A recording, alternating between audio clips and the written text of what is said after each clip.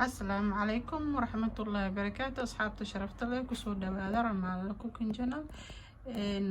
waxaa idin leeyahay galab wanaagsan. waxaan rabaa in maanta inaan halkan idin la wadaago Fountain of Life. waa maxay Fountain of Life? Fountain of Life waa daawo dhireed, waa daawo laga sameeyay, waa daawo natural ah oo laga sameeyay dhir.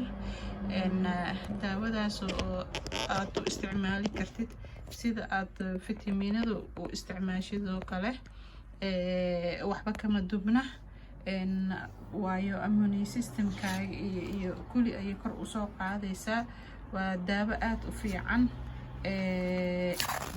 oo la dagaasho all bad bacteria jirkaaga ku jiro oo dhan. insha Allah waxay kaloo ka hortag ku tahay xanuunyada jirkaaga kusoo socdo, suuga ay ka dilaysaa. waxaa kaloo jira inay bararka iyo laf xanuunka ay u fiican tahay. qofkii 10kaas dhibcood qaato wuxuu ka helayaa nafci dhan intaas oo green tea ah 50 koob adoo cabtay oo kale. green tea-gana waa tea aad health ah, aad u fiican oo fitamiino badan ku jiro. waxaa kaloo ka helay 100 tomatoes hadaa cuntid bal ka waran. marka tamaatadana sideedaba kansarka xataa way ka hortagtaa, way u fiican tahay. lactose-ka 510 adoo ku cunay balka 1800 abal keef 1800 abal adoo cunay adhay ay u dhigantaa 10kaas dhibcood kaliya. hal xabaa lagu dhahay apple hadaa cuntid, you don't need to go to doctor every day hadaa caadeysatid. marka insha Allah walaalayaal isku dadaala. 70 orange, 30 cauliflower, 150 basal ah ee u dhigantaa, 40 jeeri ah, 50 strawberry, 160 cabbage ah, iyo kuwii oo 40 ah, 77 oats qamadiga. daawadan waxay kaloo u fiican tahay heart disease-ka ayay u fiican tahay, maadaama oo maaragta circulation-ka wuxuu ku xiran yahay dhiigaaga. markuu nadiif yahay circulation-kaagana aad ayuu u shaqeynayaa. marka subag ku jiro ama xirxiran yahayna way adag tahay suu u maro, waxaaba dhici kartaba stroke iyo cuduro kale inaad ka qaadid. marka way kala sifeynaysaa insha Allah. damaanshahana qofka qabo ilowshaha aad ugu fiican tahay. xagga maskaxda wixii disease ah way la dagaalaysaa. sidoo kale kansarka, haddii kansarka isagana seelashu ka dhashaa, seelashaadana haddii ay noqdaan haday soo xumaadaan ama bacteria ama whatever ka dhasho oo wixii isku soo xirxirmaan ay soo xumaan rabaan, bahashan hadaa laasintid before yani ma ahan cudur kaliya in loo qaato, cudur caafimaad baa u qaadanaysaa. wixii ka hortagi kuu sameynaysaa because immune systemka ay kor u qaadaysaa. waxaa helaysaa good difaaca helaysaa insha Allah. waxaa kaloo jiro timaha dadka timaha ka daato, timaha daadashadiisii horta waa something waa cudur runtii oo maaragtaya ku dhaco scalp-ka oo madaxa. that's why dadka timaha ugu daataan, ama ahaada cambaar ama wax kale ha ahaado, ama bahalkii agool ha ahaado. marka insha Allah maadaama ay ka hortag ay sameyso daawada tan timaha skinkan way u fiican tahay. markaad ku shubtid madaxa maqaarkaas ayaa wixii bad skin ahaayo dhan ka daadinaysaa insha Allah. waxaa yeelanaysaa ilihii kuu furaysaa, timihiina way soo baxayaan. hadduu rabbi raali ka noqdo waxaa jira inay insulintaada sinto blood sugar-kaaga way simeysaa. waxaa kaloo jiro haddii dhaabaca qabtid oo kale jilibka ama whatever korkoo dhan, haddii meel dhaabac kaa gaaraan aad marisid you will be okay. waxaad u isticmaali karin kaliya dhegaha iyo indhaha. inta kale waa u isticmaali kartaa oo jirkaaga ka mid ah. timaha shaambooda ku darso ama saliida ku darso, aday ku jirtaa timahaaga timo qurxooni kaaga dhigay. ama sideedaba afka ka qaado, waa goojo, waana tan, waana lagu dhibicsadaa insha allah carabka hoostiisa. benefitkiisana adaa arki doontid hadduu rabbi raali ka noqdo. qofka qaba calool istaaga aad ayay ugu fiican tahay. hadda aroortii cabtid calooshaada runtii aad seexatid, yani isnot mosti ma ahan inaad seexatid, laakiin haddaa aroortii hore qaadatid after few hours musqush waa tagaysaa insha allah. jirkaaga markay saa u gashaba maxaa kusoo haray gaaska. wixii gaas ah dhan banaanka usoo saaray, caloosha way kaa degaysaa, dhibaato iyo dibiryo iyo ma jirto insha allah. way ka kala yareyna bacteriadan ay dilaysaa oo calooshaada ku jira oo problemka kuu hayay runtii. waxaa kaloo jira hot flashing dumarka markay caado ka go-i rabto oo kale, inay balanskooda u sinto igana ka saacido kulka iyo dhididka badan iyo xanuunka markaasayto waqtiyadaasi soo wajaho insha allah. antibacteria waaye insha allah.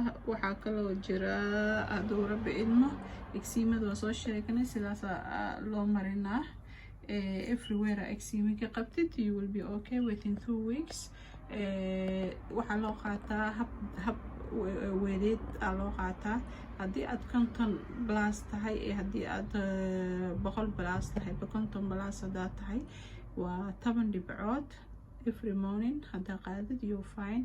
haddii kalena aad isleedahay alaylahay maaragtaya jirkaaga xanuun badanaa ku jiro oo maaragta waxaa u baahan tahay moor difaaca u baahan tahay, waxaa ka dhiganaysaa 20 10 aroortii 10 habeenkii qaadanaysaa insha allah.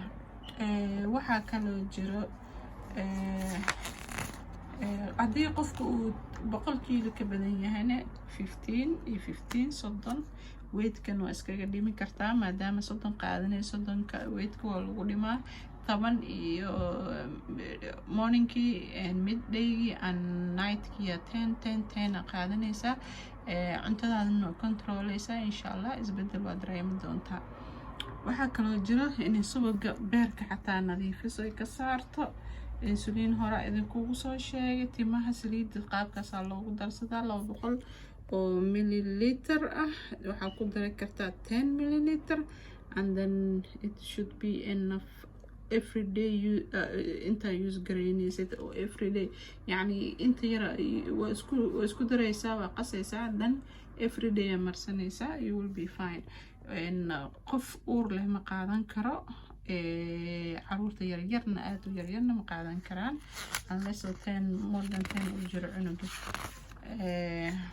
kaasina drobyo yar aa la siin karaa, wax weyn ma la siin karo insha allah. geedkeeni sharaxaadiisa intaas ayuu inoogu egyahay.